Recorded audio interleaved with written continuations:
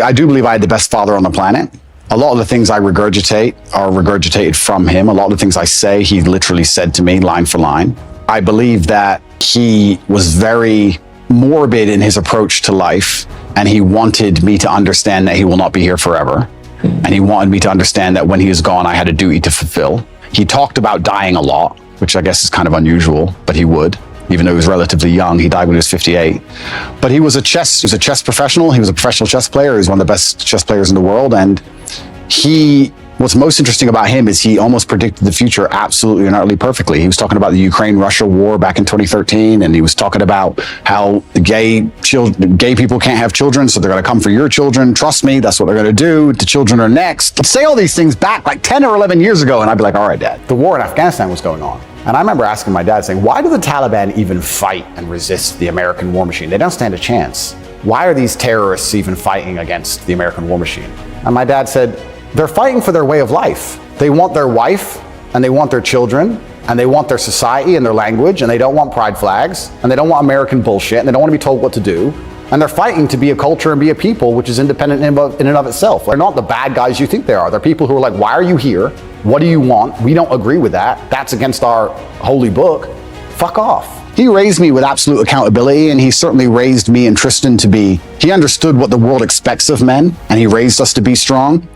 And even when we were in jail, my mother would call, I'd speak to her on the phone, and she'd say, how are you doing? And I'd say, oh, don't worry. And she would say, yeah, I'd raised you for this. We were always raised to be warriors. I don't think I could have possibly ever had a better father. I'm going to miss him forever. And I think the best thing I can do is be the best version of myself to give honor and respect to him. And I think that's the best thing. Where did he pick up chess?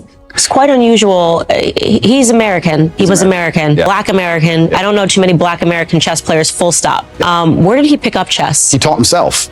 And he just read a couple books. I think he read 3 chess books and ended up being one of the best players in the world. And incredible. It's incredible. But it's actually interesting when you talk about, we were just discussing affinity and how people are imperfect people and how it allows you to actually teach things better.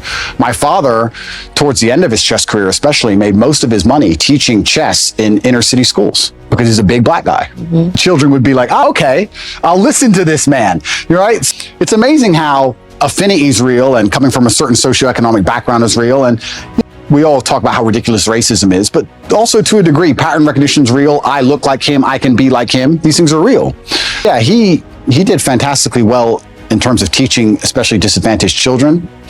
And he taught himself, and I wish I had his mind. I'm not nearly as intelligent as he was. I wish I was. You gotta be real smart to be a good chess player. You've got to be better than smart. I actually think you go beyond the realm of smart into I wouldn't say he was on the spectrum, but you certainly get to a new level of socio interactions. Do you understand? I'd go to chess tournaments when I was a kid, and everybody there would be a world level chess player, and everyone was a bit strange. A little bit. I don't know if it's like that anymore. I see the chess communities now moved online. There's a lot of them playing online, and they seem a lot more normal than the grandmasters I remembered. I remembered old grandmasters, half drunk, ex-KGB, shaking at the board. Russian. It was a bit different back then. But I wish I had his level of intellect. He was certainly the smartest person I've ever known. And even when he died, I got endless emails from people I'd never heard of who just said, I worked with your dad, and I don't think you understand how smart he was. He served America. He served America. He was in the Air Force, and he was a linguist for the CIA. He joined the Air Force. He ended up being a linguist for the intelligence. What other languages did he speak? He spoke Russian, German, Spanish, and English. But officially, he was supposed to speak Russian. He assimilated Russian in 2 weeks. I think he holds the Air Force record. He's very smart. Yeah, ridiculously smart. Yeah. I got an email from somebody when he died, and they said that, I just want to send you an email. You don't know who I am. I'll serve him with your father in the armed forces. You tell everybody your dad was smart, and they're not going to understand how smart he was. And I want to give you a quick story. I was living with a Russian woman, and I already spoke Russian conversationally when I began the Air Force training to learn Russian. Your father knew nothing, didn't know the alphabet, didn't know nothing. And within 2.5 weeks, he was correcting everybody, including the professor on Russian. Yeah. So he just read the dictionary. I saw my dad sit there and read a dictionary. Just read it. And that was it. Yeah. It's like photographic memory. He was on a spectrum. Yeah. Something else going on. Yeah, something else. Well, the little X-Men. Emery Tate was his name, and everyone called him E.T. He was tough on you. E.T. He was certainly tough on me, and I can't express enough how grateful I am for that. We live in a world now where I'm going to say that my dad hit me when I made a mistake, and everyone's going to lose their minds. And they're going to pretend I was somehow abused and that somehow my childhood was terrible. And I could not if he was come down to earth today, I would shake his hand and say, thank you for absolutely everything you gave me, including discipline, including understanding that in the harsh realities of the real world, there is a line. And if you cross that line, violence appears. That's the unfortunate reality of Earth. There's a line, and if you cross it, violence will appear, either from a cop, or from a guy on the street, or from someone you don't like, or even a friend will turn on you, whatever. There's a line that shouldn't be crossed, and I learned that from a very young age, and I'm very thankful for that.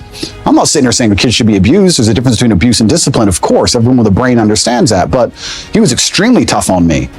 And if I could change anything about my childhood, I'd only wish he was tougher. Because life's tough. Life's hard. And I think that the best thing you can possibly do as a man is prepare for the endless difficulty that's going to come your way. My dad, I'll say it here, people lose their minds. My dad used to just randomly push me over. I'd be like 3. Just not hard, but just get up, boy. Okay. And mom would be like, why are you doing that, son? He's like, you get pushed over, that's life. My mom hated that she did that to me, but I can give him nothing but praise. I'm really so thankful I had the upbringing I had. Do you think he's proud of you? I'm certain he's proud of me. And it's amazing how much strength I can get from that. It's amazing how much strength you can get from knowing that your ancestors looking down on you and you're doing your absolute best.